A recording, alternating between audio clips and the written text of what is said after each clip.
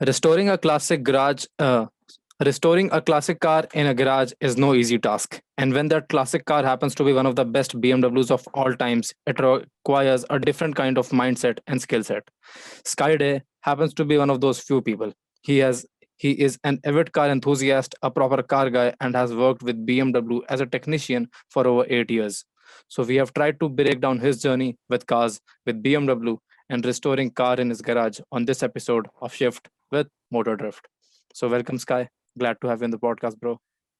Dude, thank you, man. Thank you for the intro. That was really dope. Thank.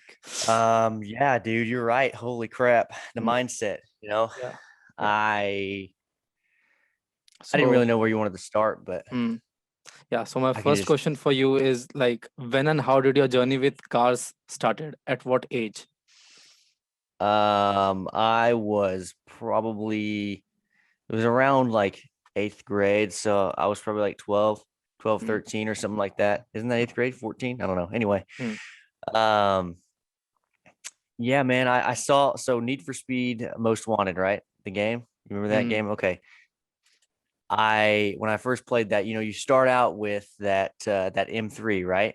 You mm, never can get that in the game, but you mm, start out with an M3, A46 M3, and it was like their GT or whatever they called it in the game. It was mm. the one that has a V8 in it in real life, but whatever. GTR. Yeah, GTR. And it was sick. And I like immediately I was like, what is that car, right? Because they couldn't put the emblem on it, because Mm. they don't have the copyrights or whatever. But they actually that's what gave me the desire. I was like, dude, I gotta find out what this freaking car is, dude. Like that's Mm, amazing. And so I did some research, found out what car it was, and from there it was kind of history. Like as soon as mm, I found out it was a BMW, I mm, knew I knew I wanted to do BMW. That was pretty mm, quick, right? mm, And then after that, it was, you know, I mean, I went to auto tech class, in high mm, school. It was a dual mm. thing. Yeah. So I'm in high school. I'm in auto tech class, and that was where I really wanted to excel and get really good at cars and all that. Mm, And when it comes down to it, a car is just a car, I guess. mm, But there are some nuances to BMWs that people may mm, not, know and all that kind of stuff. So you've got to mm, have the, I guess the first of all the desire, because like honestly, dude, there's so many people out there that they don't mm, want to work on BMWs because they're mm, quote unquote hard or whatever, right? mm, And that's just I don't know. It wasn't me, man. That wasn't mm. me. Perfect, man. So, what's the car culture at the place you live in? What was that? What's the car What'd you culture say? at the place you live in? Like, are there like Mustangs, exotics, or like Oh yeah, yeah. what's? Actually, yeah. Where are Hmm. you at? Actually, I'm in India, and okay. at my place there are like too much exotics. Like Lamborghinis, Ferrari, all around. Really? Yeah. Holy cow, that's sick, dude. Now, Hmm. for me, it's I would say where I'm at, there are BMWs a Hmm. lot. I'm Hmm. in DFW, right? So I'm Hmm. I'm in Dallas Fort Worth area, which is Hmm. kind of center of Texas. Hmm. Well, North Texas, right? Yeah. Um, BMWs, Hmm. and then all of our domestic cars. Hmm. So Ford, Dodge, all of Hmm. those, right? Hmm. If you go north a little ways, there are Lamborghinis, Ferraris. There are all of the exotics. Hmm. You know, that's Hmm. what's up there. But BMWs are common-ish. Hmm. Now, my car, the 1980s model BMW, is not Hmm. common. Yeah. You know, Hmm. um, it's they're hard to find in good condition, like no rust. Hmm. You know, Yeah. so that's the kind of car the car culture here is good Hmm. though. like Hmm. like there are so many people that love cars and are really into it. Hmm. There was kind of a time whenever I did not want Hmm. to finish my car. I Hmm. mean, it's hard. Yeah. It's been 4 years Hmm. since I bought the car, Hmm. and during that 4 years, it's kind of like a roller coaster, dude. It's just gone like up and down, up and down. And I'm like, holy cow. Like I can't, I get to this point every once in a while where I'm like, man, what am I doing? That Hmm. kind of thing. And I'm Yeah. thinking like, why am I doing this? Hmm. And see if I can kind of get that a little bit clearer there. Hmm. And I oftentimes am thinking about how I could like not finish and just get Hmm. something different. Hmm. Hmm. So I don't know, man. But now I'm not doing that. It's not gonna Hmm. happen because I've gotten to a point now Hmm. where I'm excited about it still. Hmm. But those ups and downs are all part of the journey, aren't they? Dude, yeah. Yeah. Yes, dude. Yes, you're right. Hmm. And yeah, I would say to anyone out there that's like trying to like, okay, they want to do a project and they don't know if Hmm. they can finish it kind of thing, Hmm. they need to stick to it. They've Hmm. got to stick through it Hmm. because, it takes someone that's strong to do it, I guess, the mental Hmm. capacity or whatever, but you're going to be rewarded Hmm. at the end of it Hmm. just to know you finished. Yeah. Like it doesn't have to, honestly, Hmm. I don't really care if the car runs that well. Like at the end of the day, if I get done with it and it's decent, but it's like finished, Hmm. that is literally all you need, dude. That's Hmm. all you need. You don't need to, because that's the point, right? Hmm. The freaking finish. Yeah. I may have gone too far with that one, but I don't know. I'm spilling out here. I have not gotten a chance to like explain the story of me building Hmm. this car. Hmm. I don't No think. worries, I man. mean, Be the real yeah. you. Be the real you. Have you have you ever done this? Have you ever done like a project car or restoration job or anything? Not yet, but I have plans for it in the future. Heck yeah, dude. You know what's Hmm. funny? Hmm. People. Speaking of plans, Hmm. just the simple fact that you have a plan, Hmm. you're like one step ahead, man. I mean, Hmm. that's literally if you like anyone that's out there that's gonna tell you like, man, it's crazy how you did that. I Hmm. get that all the time. How did Hmm. you pull that off, or Hmm. how are you still sticking to it? That Hmm. kind of thing. Yeah. Uh, that's not the question that I ask myself. I Hmm. don't ask myself, man, how am I gonna make it? You know? Hmm. Hmm. No, I have this thing in my mind. It's like this is my end goal. This Hmm. is what I want. Hmm. Let's make that happen. Yeah. You know? And Hmm. then I don't think about the rest of it. That's how it should be. Right. Exactly, Yeah. dude. Yeah. So, how did you land at BMW as a technician? Can you explain the journey? So for BMW, um, you have to go to a certain school, right? Hmm. And I actually didn't end up going to that school. You go to UTI, Hmm. Universal Technical Institute. So and that's a lot of money, man. Hmm. And I didn't grow up with money really. I didn't you know what I mean? Like Hmm. it didn't really come to me like that. That's Hmm. not how it works. Hmm. Anyway, dude, so here I am. I actually ended up going to a junior college, which Hmm. I'm not sure what you guys have over there as far as Yeah. colleges or university type things going on. Yeah. It's a type of school that is more helped by the government in a Hmm. way Hmm. because it's like a county school. It's like Hmm. smaller, Hmm. it's Yeah. tiny. It's like a school that everyone around you might go to, but no one will Hmm. travel to it, Hmm. like a university, right? Hmm. And it was called Tyler Junior College. That's, Hmm. it's a small townish kind of school. Hmm. Anyway, Hmm.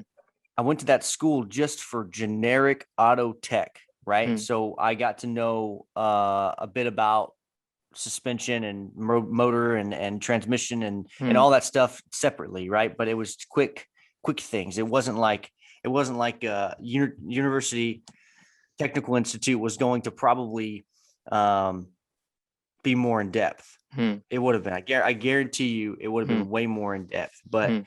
anyway, that was 40. I think it's $42,000 or some crap. Whenever I was going to go for a Hmm. year and a half, Hmm. that's a lot of money, dude. Money. 42 grand for a year and a half of school. Holy crap, dude. Hmm.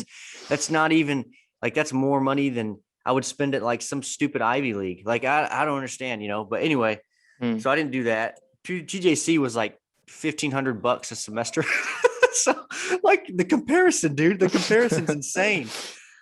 And I went through that school. Now the funny thing is I didn't actually end up finishing that school. So I was at a McDonald's. McDonald's. I don't know. I sorry, there was an accent on that one. No. McDonald's.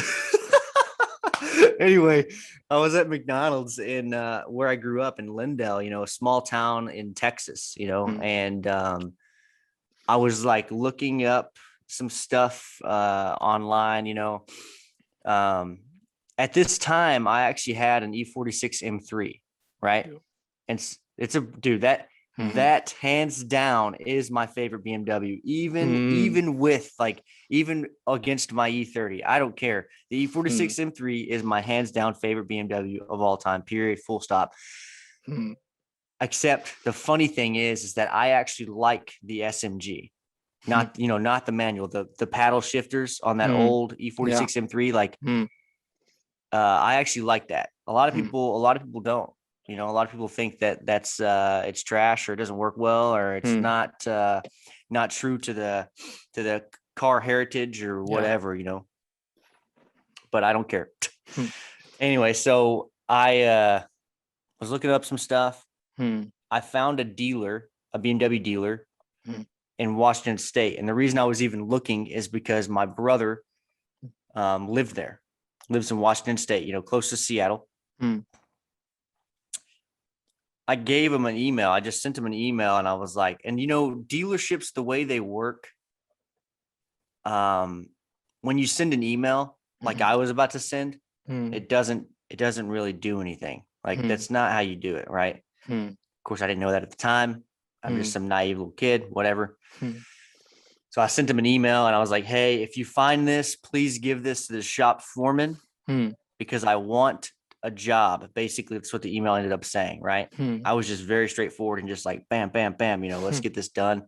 And 2 weeks later, dude, they call me and I'm like, holy crap. Like, you're for real. You're actually calling me right now. Like I was like freaking out, I'm like, oh my gosh, this is crazy, And during that time of going to that school, that small school, there was a small independent shop that worked on BMWs and Porsches. And so I was getting used to the vibe a little bit of those cars and stuff, and then they call me and they're like, what do you do? What have you done? I'm like, well, I can do suspension stuff and I've done some engine stuff a little bit, I haven't gotten like crazy, I'm kind of like treading water right now. I'm not like all the way full dive in yet, and I told them where I was at in school. And then they were like, are you going to fly up here to visit your brother at some point? And I'm like, yeah.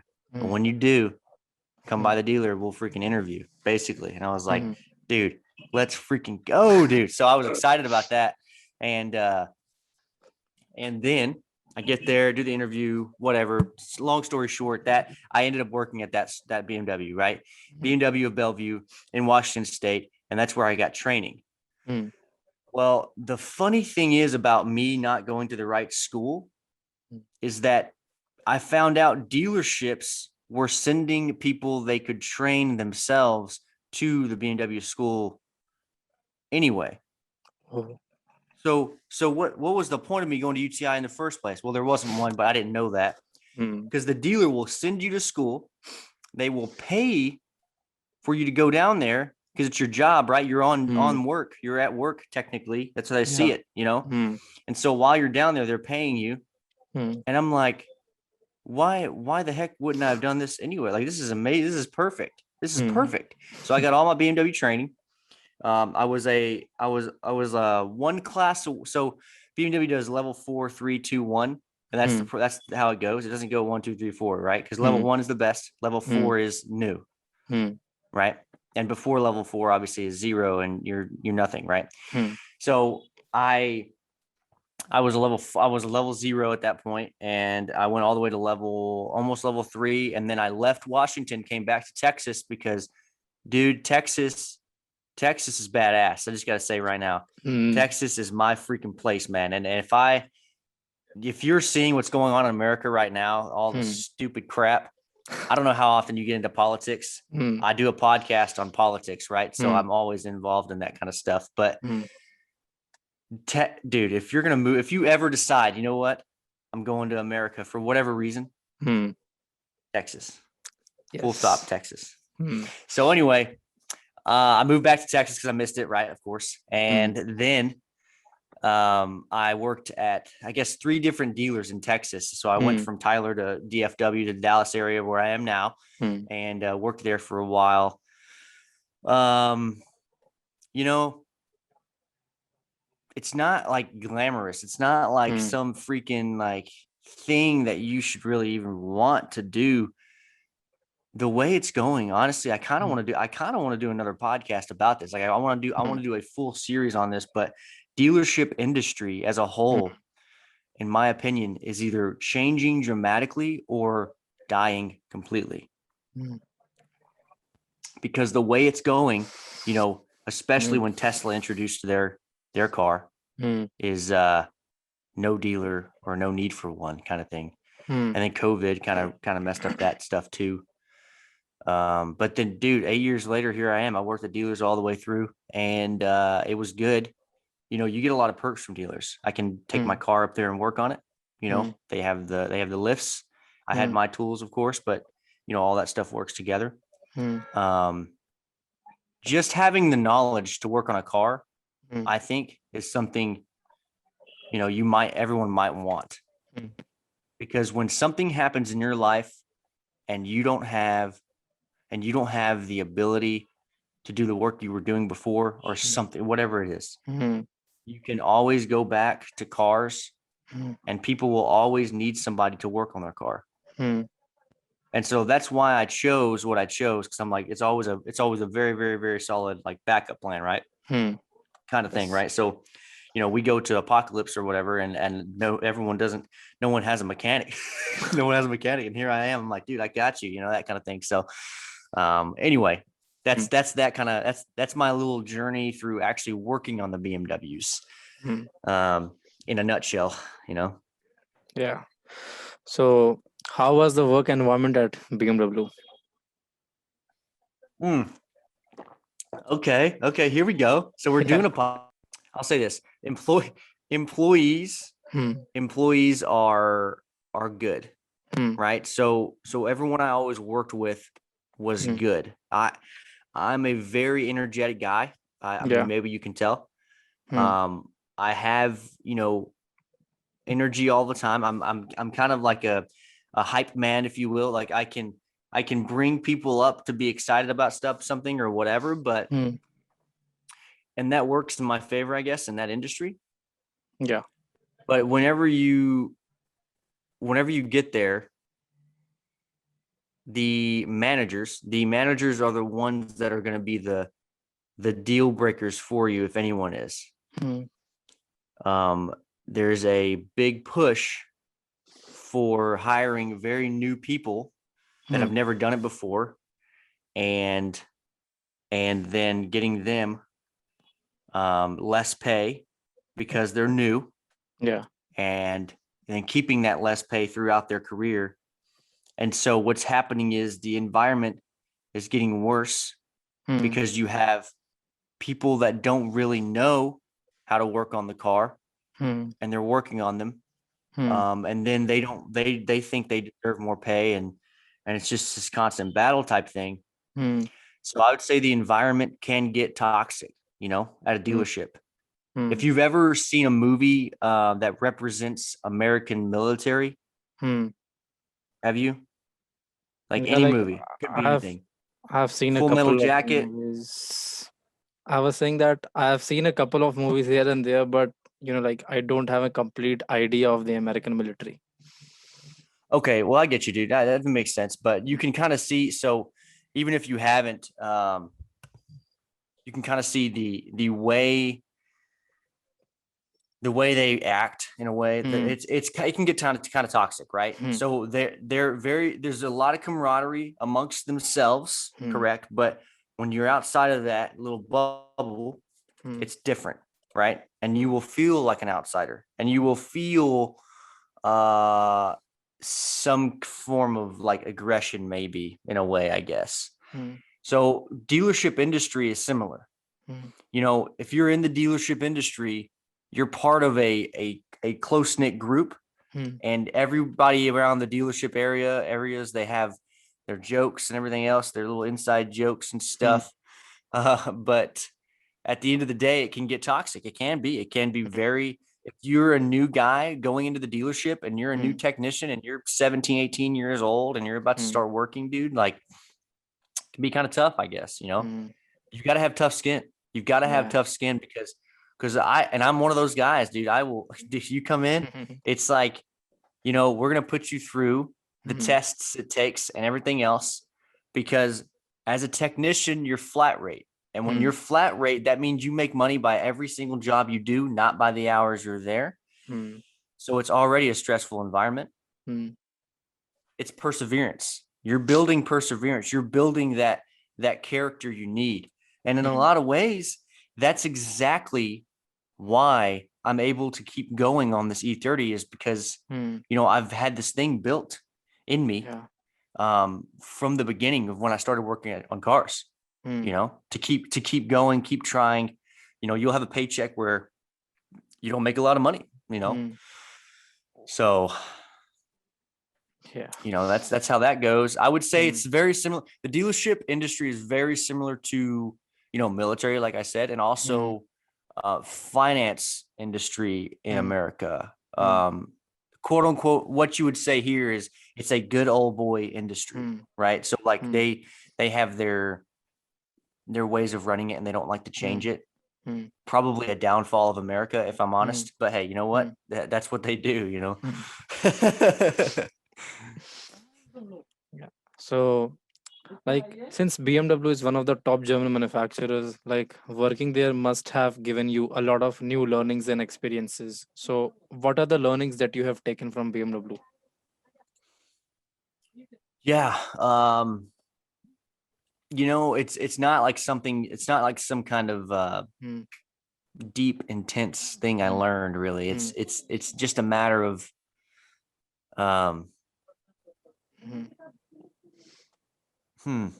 sticking to it, but also Hmm. you learn very small, nuanced ways of doing things Hmm.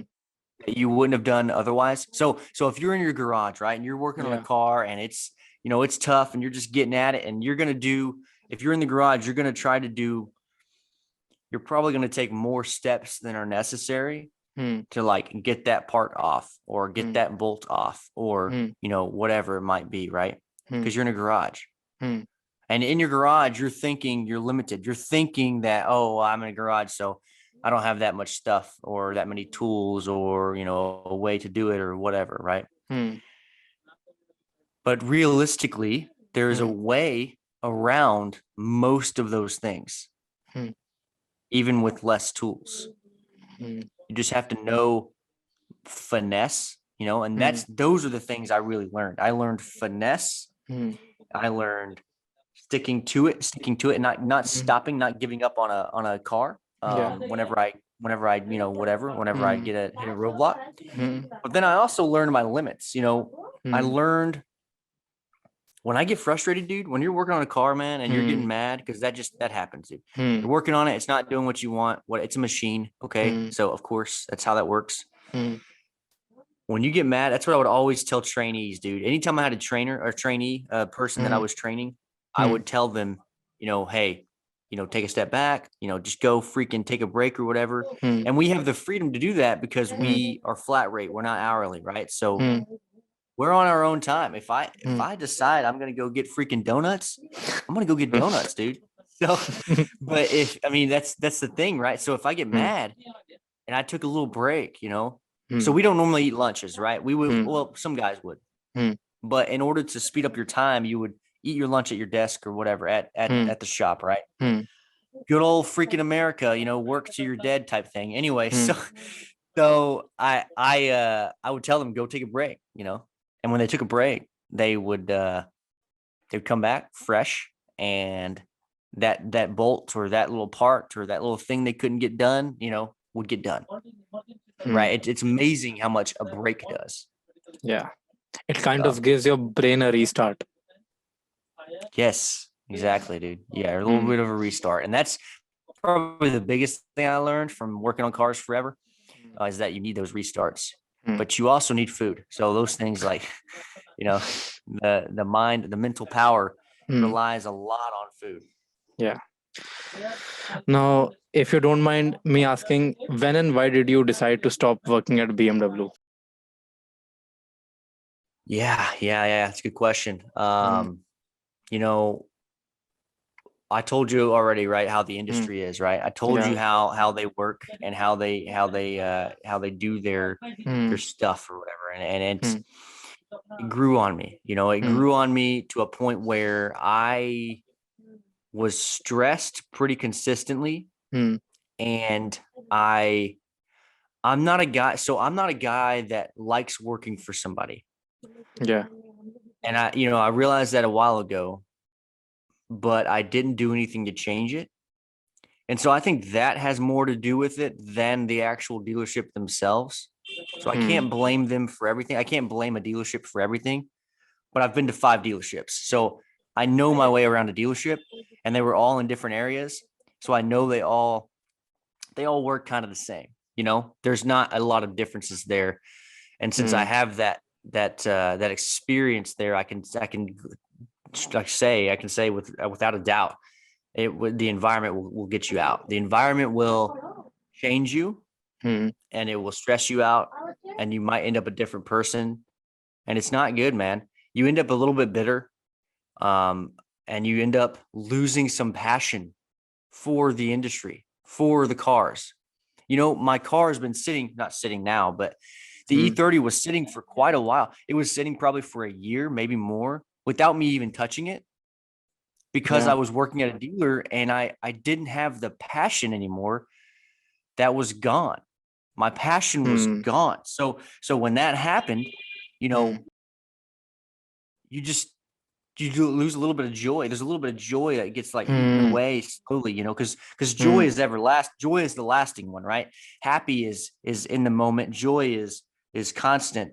That's how I see it anyway. That's my definition of joy and happy. But mm, mm, uh and it would chip away at your joy every once in a while, and every day you're mm, there, and soon enough you're just like, holy crap, I am a different person than when I stepped in. And yes, you do that no matter what, like in life. Yeah, I'm a different person, whatever. mm, But this was a bad different person. This is a regression. This is not a good thing. And so this past year when COVID happened, you know, that gave a lot of Americans, I think, an answer to we were working all the time. Why the heck are we working all the time? yeah. It Not gave the enjoy. whole world a perspective, a new perspective. The whole Gave the world. whole world yeah, not even just America. Like, you have to Mm, understand that you have a life, and you don't have to work all the time. Money is not like the end all be all. It's not. Of course, maybe I have that perception because, like I said earlier, I didn't grow up with a ton of money, whatever. yeah. But I still have goals, I still have aspirations, and I still have a goal to reach, to gain, some money, I guess. But whatever. You can't do that. And when COVID happened, I was thinking, let's see how they treat it, right? And the dealership did not treat it well at all, in Mm, my opinion. yeah. We never stopped working, and I'm not saying we should have. Mm, I'm not the mm, guy that would say, yes, unemployment, yes, this, whatever. I know how that works. I don't want that necessarily. mm, Um, it would have been different though if they handled it a little, just slightly different, like hours and stuff like that, changing those, so you're not working all the mm, time for no reason, because no one was really coming in, right? And that gave me a changed perspective on the dealership. And at the end of COVID, mm, nothing changed back to normal, right? They didn't change it back. They're still working on they're working. I think their schedule now is 7 to 7, which is insane. And it's like a 5-day schedule. So they're not they're working a lot, dude, and you're scheduled that much. That's crazy to me. Why would you do that? So that's what ultimately did it, is the scheduling and COVID making me realize what I was missing out on. I was missing out on life. So at the end of the year, I put in a plan to quickly get out and go self-employed. Now, I didn't go self-employed to work. Well, I thought about it. I thought about going self-employed and working on cars, right? I did think about that. But part of the car problem, car scene problem, is people, just Yeah. people in general. You know, customers aren't always the best, right? Hmm. And you know, when you work on somebody's car and you're just a single dude doing it, you know, you're just by Hmm. yourself, you know, and you're trying to get it done for them cheaper. Hmm. They, for some reason, still have this mentality that they need to critique everything you do, which is fine. I guess they should, you know, it's their car, you know, but they paid a quarter of the price of the dealer. And I'm just trying to help them out. So there's a certain level of like trust and agreement and stuff that goes into that. And a Yeah. lot of times it does not meet. A lot of times it's like the customers just don't, they don't, you know, whatever. It doesn't work. So I decided that wasn't my thing. That was not my bag. I don't want that. Hmm. And I just went and started doing, you know, my gig jobs that I do, right? So like I'm a Hmm. carpenter and, you know, I do random stuff, dude. Because I'm Hmm. also, besides being a car guy, I'm also like a go-getter type person. Hmm. I've always wanted to work for myself anyway. Hmm. So I do my podcast. You know, I've done a lot on that. I do, you Hmm. know, other recording stuff for people, and then just other crap, random stuff to make some money, dude. I'm not trying to work all the time. Hmm. I'm just not. Yeah. Same here, man. Same here. Yeah. So what are you doing? What is your whole thing, man? What do you do? Basically, even I just, like run this podcast, create content on YouTube. My journey as a content creator, basically. I just write blogs and all. COVID gave also me a new perspective, and I Did started it? doing this too. Yeah, So what I so what started did you doing that. do? What did you do before COVID? Well, I was in my college, so Yeah. I'm still in college, but that was a regretful phase, man. I was not doing anything that time. So, and this passion of my cars was lost, and I felt scared that, dude, I've always been a car guy since I was a kid, small kid, Yeah. and to lose that was scary. It is, dude. It is Yeah. very scary. And I can totally relate, obviously. Like this is the exact same freaking story right here, dude.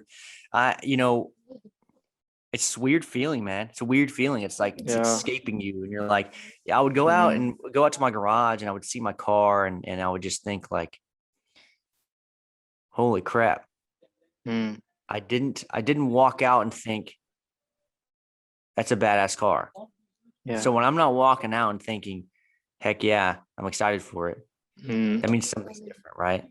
Mm. Okay, maybe my mood's different, whatever. But like if it happens all the time, you have a slow digression. You're like, oh my gosh, yeah, I totally understand that, Mm. dude. It's escaping you. It's super scary. I was afraid of that too. Mm. And Mm. so I jumped out. I was like, dude, no, I'm not losing that passion, you know? And that's what a dealership will do to you. Unfortunately, very unfortunate. If you're gonna do it, independent shop. Mm. Independent shop. Go to a Yeah. random dude that has a random shop that kind of works on cars every once in a while. Go to Mm. him. Okay, so what are all the cars that you have owned and you currently own? So okay, so when I first started owning cars, my first car was a 2005 Chevy Impala, Hmm. and that I have to say something. That car, I wish I never got rid of it.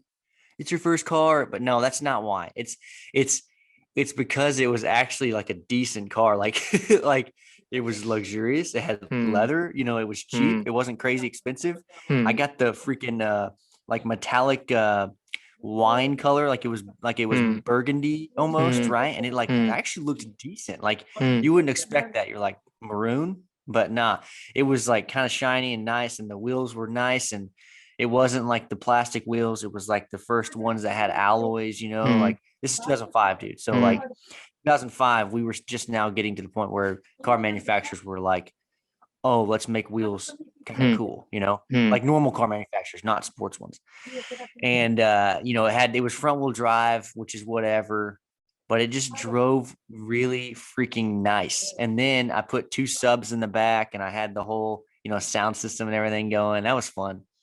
That was a freaking awesome car. I sold that car, put money towards the 46 M3. So I guess it's not like it wasn't a trade. I didn't trade down, of course, but I still miss that car, dude. Oh my gosh, I miss that car.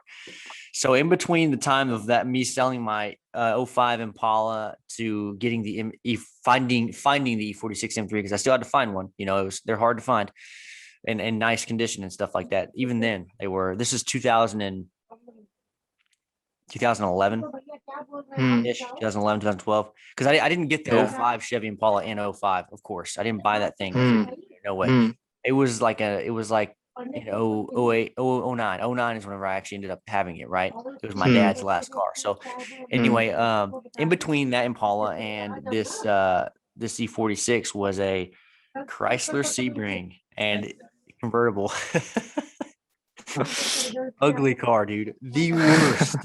So I don't miss that one at all. That was the worst freaking car I ever had. Oh my gosh. I let it flood once. I had the top down. It rained. Let it flood. That sucked. I literally, oh my God. We were running out of the freaking apartment. Me and my friends, at this point I'm out of high school and I have my own apartment. And we were all running out, and we were like, oh my God, I was freaking out, dude. We had little cups and we're like trying to scoop out the water. It was really a cartoon. Like, it was a cartoon that was happening right then. It was funny, dude. It was so funny. Anyway, then I got the 46 M3, and it was, honestly, those are badass cars, but I probably didn't choose the right one.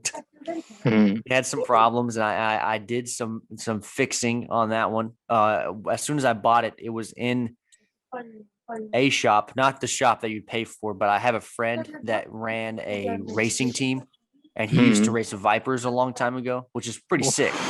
The way he does things, he's a different breed, man. He has a lot of stuff. But anyway, he had his own lift and stuff, and so he let me borrow it, and I was like, heck yeah, dude, thank you. And I borrowed his lift. Well, the car was on the lift for like a whole summer.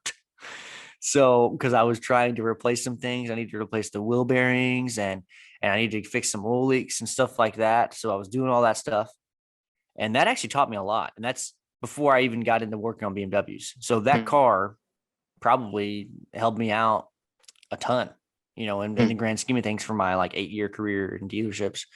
And after that, I drove that for a while, and then I moved to Washington, and I moved in that car.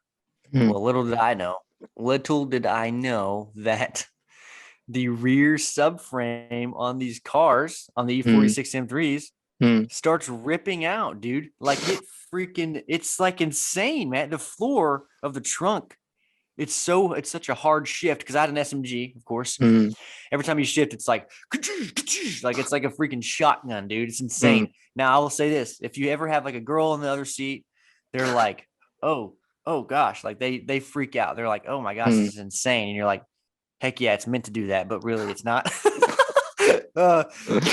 So at the end of it, your freaking floor pan and the trunk is like ripping, and there's holes in the trunk, dude. It's a nightmare. So I went to the body shop and I got that done. Now, BMW had a recall on that. They had to, because it was such a big deal. It was such a big problem. And I was out of the recall by time, which freaking sucked. So I called BMW. And at this time, I just started working for BMW of Bellevue. And I called BMW, and I'm like, hey, is there any way you guys can help me? Like, I got this car a while ago and I love it to death, but like, there's no way I can pay $5,000, which is what it would end up costing, to fix the trunk. And they were like, we'll pay half. I was like, oh, that's dope. So BMW helped me out a lot in that. And, that inspired me for sure. I was like, BMW, you're awesome. That's amazing. I don't know if they would do that now, though, today, because they've changed a lot. So got it fixed. And after I got it fixed, there was a dealership right down the road, a used car dealership. And I was in Hmm. Washington State, of course, and everyone drives freaking JDM cars. Everyone has Hmm. their Evo and whatever. Yeah, yeah, yeah. Well, I saw an Evo 9 and I freaking loved it. I was like, oh, that's sick. That is so Hmm. sick. I was like, man, that's dope. I wanted one, dude. I Hmm. wanted one. And so I traded in my E46 M3, Hmm. got an Evo 9, an oh Hmm. 06 Evo Hmm. 9, 36,000 miles. Dude, this thing was the first mint car I'd ever owned. Like as Hmm. far as like mileage, taken care of, all that stuff. It Hmm. was amazing. Absolutely amazing. Hmm. And I didn't like it that much. Hmm. It's not, the handling's not the same, Hmm. as a BMW, right? Not even close, actually. Hmm. You literally are taking like you're taking you get out, you try to get out of a parking lot, you're Hmm. taking a 5-point turn, dude. Hmm. Beep, beep, beep, beep, beep, beep, beep, beep. Okay, we're good to go. Like it's like, okay, dude, what the heck? Like it's insane because the all-wheel drive system on it is just not made for Hmm. those tight turns. It's made for Hmm. freaking rally, I guess. So they're not even really turning. They're sliding the whole time. So Hmm. whatever. It's insane, dude. I was kind of disappointed.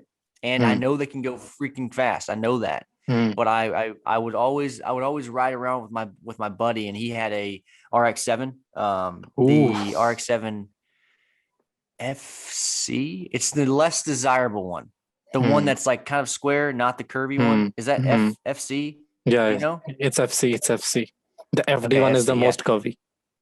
Okay, yeah. So he had that one, and he like had BC coilovers, and Hmm. he had the freaking badass little shifter that went all the way to the Hmm. freaking roof, pretty much. I Hmm. don't know why they do that, but whatever. It was cool. It was cool. Really cool Hmm. car. He could literally pin it and like go pedal to the floor around almost any turn because they don't Hmm. have a ton of power. Hmm. So it was like the power to weight ratio is perfect Hmm. for like go karting around. Hmm. Well, I would ride with him all the time. Hmm. My car could not freaking keep up with that. Hmm. Literally could not keep up around the corners. It couldn't. And I get why. I understand why. But Hmm. that actually like disappointed me. I was like, that's insane. Hmm. And I had an MR. So the MR has a 6-speed, not a 5-speed. And Hmm. it was the SE package. So it had suede, the suede seats and everything. This Hmm. car was freaking dope, dude. Hmm. Well, I ended up selling it for 3 grand more than I bought it for. So that's Yeah. cool, I guess. I made Hmm. some money. Hmm. But I got out of it. I got out of it, Hmm. one, because I was about to move back to Texas, Hmm. and two, because I wanted a BMW again.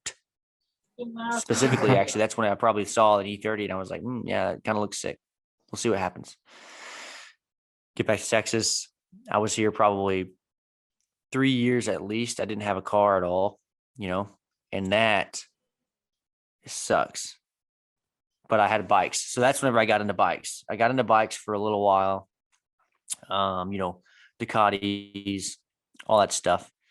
I actually rode a bike for like a year and a half, a motorcycle without a car. I didn't have a car, I just had a motorcycle, Hmm. and it sucked getting groceries. I'll tell you that. You're always going back and forth, like, let me get this bag and that bag and blah blah. You have to go every day pretty much because you don't have enough time.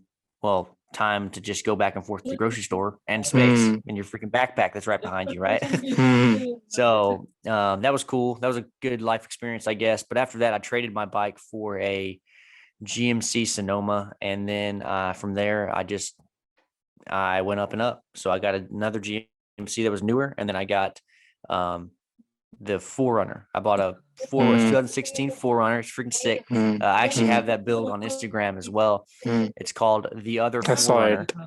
Yeah, yeah, yeah. So I'm I still saw building it. it. It's still Hmm. it's still a work in progress. Very Hmm. cool car, very cool. Hmm.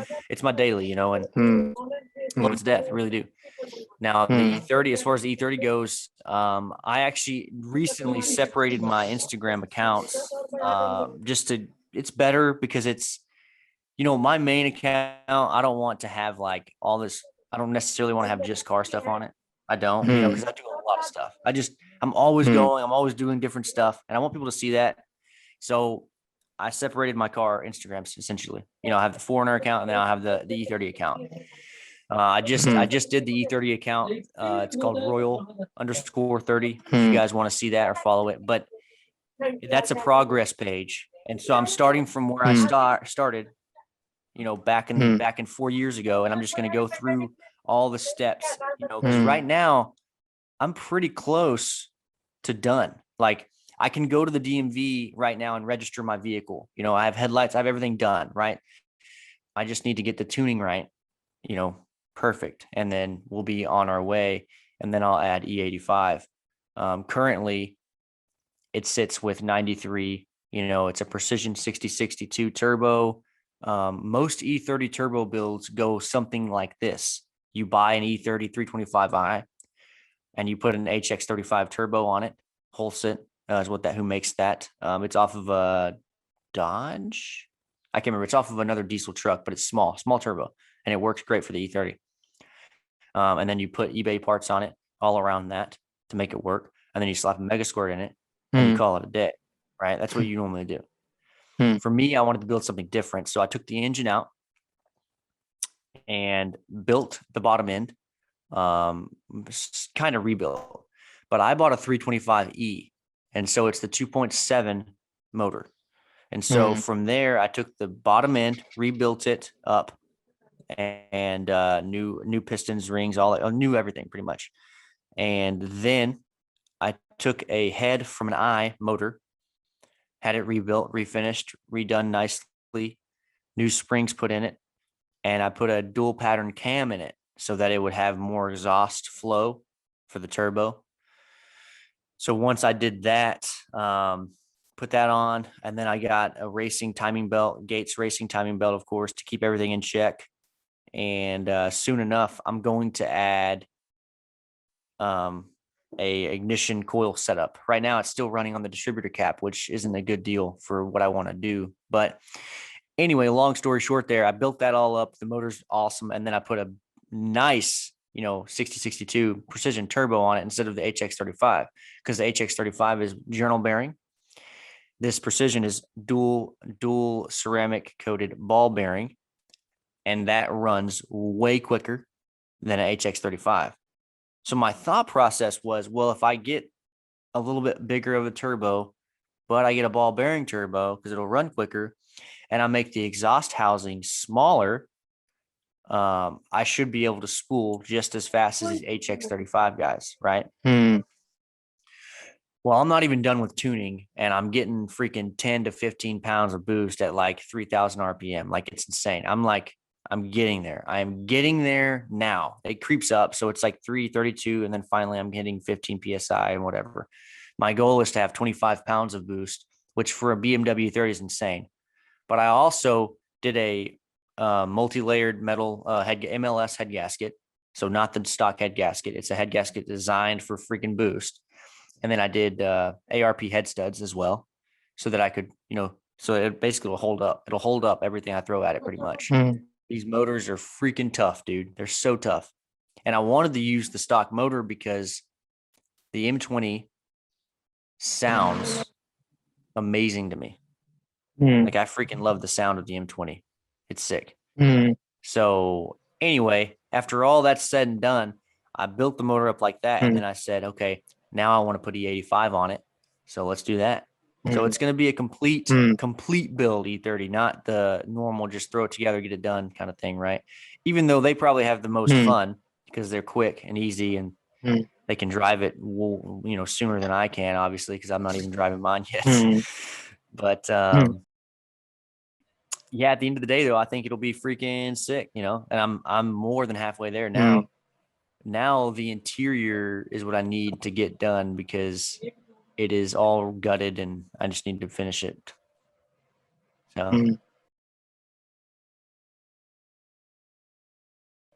So, well, how does it feel to own one of the best BMWs of all time? It feels pretty good. It'll feel better whenever I can actually show it off. When I can go to meets and stuff and see people and they'd be like, oh, that's sick, dude. I'm glad you whatever went through with it or whatever. I also feel a little bit of pressure though, because like I don't want it to turn out badly. because Yeah. everyone in the E30 community will Mm. not like that. Like everyone in the E30 community really wants to appreciate the E30, and like it either needs to be stock and very nice, Mm. or whenever you do stuff to it, it needs to be perfectly done pretty much, Mm. right? That's how they Yeah. see it, because all these guys, they're usually older than me, honestly, and they usually have a little bit more money, and they're like they go full send on these cars. Mm. And namely, they have all of their like rubber trim and stuff in place. That's one thing I lack right now. So, Mm. but it feels pretty good, man. It's a task for sure. I actually think that I'll probably Mm. end up getting a E46 M3 at some point. I still Mm. think that. I mean, I Mm. probably won't sell the E30. I might keep the E30 forever Mm. just because it's like a Mm. long project and it means Mm. something to me. But I and Yeah. I plan on doing a film, like a kind of a documentary over the E30 if I can. I have a Mm. friend in Washington State that is a good film guy, and he wants to Mm. do it. So that'd be sick. But the E46 Yeah. M3 will come soon. It'll come probably within the next couple of years. I'll have an E46 M3 along with the E30 because I want the E46. It's fun. It's very fun. Mm. You know. Yeah. So, is it getting expensive? Like restoring the E30. Does it get expensive? Yeah, dude. It gets really Mm. expensive. I bought the car for $2,000, Mm. and at that point, so far I've done exterior paint. So I painted the whole car, had it painted. I didn't paint it myself. Mm. And then I built the motor, bought the turbo, mega Mm. squirt, tuning. I'd say with time and money, I'm at about Mm. $10,000. Mm. So from $2,000 of buying the car, that includes the cost of the car, of course, too. Mm. So I'm at about 10 grand for this car as a total Mm. cost for labor and everything. Mm. Now, if you're just talking about parts, then I'm probably at like, 7 or 8 grand, Mm. maybe. You know what I mean? Mm. It's a lot to me, but the Mm. good thing is that the way I'm doing it, I should be able to sell it and make a profit, Mm. because E30s are going up in price, Yeah. and they are going to be more desirable. And if I can finish Mm. this thing and make it look nice and be nice, Mm. then we should be good. Mm. So, like, what's your ultimate plan with the E30? Like, do you want to keep it as a long-term car or just sell it in the future and make a profit? I want to keep it as a long-term car Mm. because, like, here's the thing, dude. The thing Mm. about me, man, is if I'm kind of into stocks a little bit and stuff like that. But Mm. if someone comes up to me and they're like, here's a freaking ridiculous sum of money for this car Mm. or whatever, right? Mm. Mm. It depends. That's kind of where I lean. I'm like, well, I know it was a lot of hard work, and I know there was a lot of time involved, and I know Mm. there's sentimental value behind it. Mm. But also, if you always put a value, a mental value or an emotional value on objects, Mm. a lot of times that'll hold you back. Mm. Simple as that. A lot of times that can hold you back. Mm. What happens if I want a Porsche? My favorite, one of my all-time, like, it was that unattainable dream car. The one that I don't think Mm. I'll have for a while. Yeah. The Porsche 997 or 996, one of the two. I don't know which one I want Mm. yet, but 911 turbo, right? Mm. The older one with the freaking nice, like, had that vent on the Mm. side, and like Mm. it had a slender body, and dude, and it had those iconic like wheels that the spoke kind of like, anyway. Mm. That was, I think, the 996 911 turbo. That's a freaking sweet car, and I want one. Mm. So if my E30 is in the way of me owning that, Mm. there's some chances that something might happen. Mm. But that's one reason I want to get the E46 M3 Mm. along with the E30. So I have another car to play with, and if I want to move up that ladder, I can move up that ladder, Mm. right? So I don't have to use the E30, because I'm trying to avoid it. I am trying to Mm. avoid selling the E30. I don't want to. Mm. So like I said, so that would be my goal, I guess, is long-term holding the E30, but you never know. Mm. And what's the story with your Toyota 4Runner? What was that? What's the story with your Toyota 4Runner? Like, why did you get that? Story with my 4Runner, dude. Yeah. Well, Mm.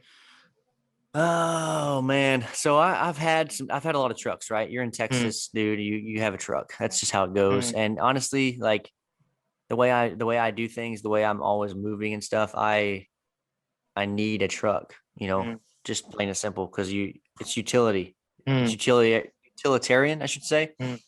And that is what drove me to get the 4Runner in the first place. Mm. Here's what I didn't want. I didn't want a a truck that I couldn't just simply couldn't do stuff with, I guess. Like so I had the Sonoma, right? I had the GMC Mm. Sonoma. The bed was too small, way too Mm. small. Mm. And so I couldn't do anything with it. It didn't pull a lot, whatever. It was a toy car pretty much. Mm. The GMC worked well. There was a bed in it and all that stuff too. Now, what I decided was, so I go camping a lot, right? I'm Mm. always camping. I'm always trying to go places, travel, whatever. Mm. And I usually drive. I usually like driving. I'm not opposed to driving. A lot of people want to say like we need to fly and it's easier and whatever, but you can't take everything with you, and that sucks. Um, so I started looking at SUVs Mm. that were also capable, pretty Mm. much. Yeah. Well, that's a very short list. It's a Mm. very short list, and it ends you up at Toyota, either a Mm. Toyota 4Runner or a Toyota Highlander, Mm. or even a Toyota Sequoia. Like you literally have those SUVs, and they're all pretty capable, or a Lexus GX 460 or 470, Mm. also a Toyota. You know what I mean? So Mm. like, this list is short, and like, it's getting longer because I think people are realizing, or a Jeep. But the Mm. Jeep, dude, is not really an SUV in my opinion, and Mm. the on-road capability as far as Mm. like driving well and feeling good while you're driving it does not Mm. exist. Mm. Jeeps literally know that, and Mm. they've grown up on a off-road vehicle. When it's on road, it's kind of squirrely because Mm. their wheelbase and everything is crazy. Mm. But 4Runners they ride extremely nice. And then I saw the 5th gen, dude, and the 5th gen looks freaking sweet. Mm. And I was actually driving by the Toyota dealer in my Mm. GMC, and Mm. I saw this one they had, and it wasn't a TRD or any of that crap, Mm. but all the badges were taken off of it. It was Mm. an SR5 Trail Edition, but it wasn't the Trail. So it was I don't know what Toyota's doing with their freaking packages, whatever. It could have been a dealership freaking thing. They could have just been Mm. marketing it, Mm. Technically, it was like a T-Force or whatever. I don't know, dude. It had fender flares on it. It had the Mm. BFGs, black wheels that were different than the Mm. TRD wheels. It wasn't the same. They sold this car. They sold the 4Runner that I have for 1 year, Mm. 2016. And it came with a roof rack and all the stuff, right? Pretty sweet. Mm. The roof rack I didn't really like anyway. Mm. And so I ended up trading my GMC in for that pretty Mm. quickly. That was a pretty quick decision. Like I was Mm. like, kind of want a 4Runner. Mm. I saw a 4Runner, Mm. so I bought one. Simple as that, dude. Mm. Well, then I actually ended up wrecking this 4Runner, right? Mm. So the left front side, Mm. it was all my fault, honestly. I'm not even gonna try to freaking say it wasn't. It was all Mm. my fault. I ran into a Mm. car. It Mm. was literally parked on the freaking side of the road. Dude, anyway, whatever. The whole Mm. story's crazy. But Mm. I thought they would total it. And I Mm. literally asked them, I asked the insurance agent because I had him come to the dealership because I worked there at that time. I was like, hey, man, can you please not total this car? He was like, I'll see what I can do and Mm. whatever. Well, $9,000 later for insurance, we're good. Yeah, it Mm. was fixed. Everything's great. Mm. And honestly, it still drives great. Like it Mm. does not drive. You know how you wreck a car and it's like, man, Mm. it's never the same. Mm. It drives just fine. It's still great. Mm. Because of that, though, Mm. because of that incident, I am now, it's upside down versus, right side up on your payment type thing, right? Mm. So whatever, it doesn't matter. This is also the only car I've had where I've had like payment for a long time. So Mm. that's a little bit different because they're freaking expensive. Mm. Um, anyway, Hmm. I want to build it, dude. So I was Hmm. like, let's build it for freaking overlanding. And Hmm. my friend has a GMC and he's building his for overlanding. And Hmm. then Jordan bought my other really good friend bought a Hmm. fourth gen, I think Forerunner, Hmm. and he's building his up now. So, Hmm. dude, now we've got this little community we're making, Hmm. for overlanding. So I was like, well, shoot, now we're all in. Hmm. Dang. So got the roof rack on it, the Prince design roof rack, and it's sweet. Hmm. It has enough space to hold things because I need to be utilitarian, Hmm. so I don't have to put everything in the back. I Hmm. can literally put like anything I would carry can literally go on the roof rack Hmm. because the roof rack can hold it. It's Hmm. made for that. I put a push mower, a push Hmm. lawnmower. I put one up Hmm. there the other day. Like, what the heck? Like, no one does that. I was like, Hmm. dude, this thing freaking works, man. Hmm. So anyway, Hmm. then I got the wheels and tires. They rub a little bit. Yeah. They rub a little bit, but Hmm. besides that, man, they're good. Hmm. Um, I don't know, man. Hmm. I have Nittos on them now. Nitto Ridge Grappler Hmm. tires. They Hmm. are pretty cool, but I got bigger ones. Hmm. And the wheels are off brand. Hmm. They're not off brand, but they're called Rock Tricks. And Hmm. Rock Tricks is a brand that I guess is made in America. I don't really Hmm. know, dude. And Hmm. it's like the same style type thing as like an eBay wheel, Hmm. but not from the same people. Hmm. Um, they were $150 a piece. Hmm. Cheap. And Hmm. dude, they work great. They look great. I love them. Love them Hmm. to death. Yeah. My next plan on the Forerunner is to build the inside. So build up like a little drawer system that goes at the back, and then Hmm. like all that stuff they do, right? Drawer system, and then I'll build like a fridge location and stuff like that. So Hmm. anyway, man, I like to be out and traveling, dude. I like to be Hmm. out and about, and Hmm. you can't do that working a 7 to 7 job at a Yeah. dealership, and you can't do that without a freaking car like a Forerunner. Yeah. So, do you plan on working on more and more cars like this after you're done with the E33, after you're done with the E30 and the Forerunner? Yes. Yeah, I'm not gonna stop. That's not gonna Hmm. stop. And honestly, I've thought about this a lot. So I'm, Hmm. trying to do content creation and everything else. But if I end up in a place where I start recording a lot, because I'm Hmm. gonna do my own vlog and stuff Hmm. like that, of course, Hmm. if I start doing that, Hmm. I mean, I might include cars. I might start Hmm. including cars Hmm. because that's something that hasn't changed. Like Hmm. car people that are into cars, Hmm. they're still into cars. That Yeah. doesn't change. That doesn't change. So I Hmm. don't have to worry about is your content, outdated? No, Hmm. dude. People will always be in the cars and it's a Hmm. fresh face they get to see, Hmm. So whatever, Hmm. you know? Yeah. So, Sky, do you have any parting words for the audience? I guess so, man. I would say Hmm. if you're in the middle of something and Hmm. you think you can't finish it, that is literally a mental block, Hmm. and that is up to you to get around it. And Hmm. it's as simple as your mind. Hmm. And if you want to follow me, hit up the Yeah. Real Sky Day and Royal 30. I'm And go- I'm gonna link all your links down in the description below. Don't worry. sweet, man. Yeah. Sick for sure. I will Loved it, also man. share this as well. Heck yeah, Loved dude. loved this, man. Heck yeah. Yeah. I'm glad you had me on, dude. It was fun. Yeah. Yeah. I didn't have this amount of fun in a long time. Really? Yeah, for real. Oh, dude. So that's one thing about it, man. Just stay consistent, Hmm. dude. Stay Hmm. consistent and you'll something will happen. Something will happen. Yeah. Thank you, man, for being on the podcast, man. I You got it. appreciate it. Awesome, dude. Thanks for having Yeah. me. Yeah. Bye. Bye for now.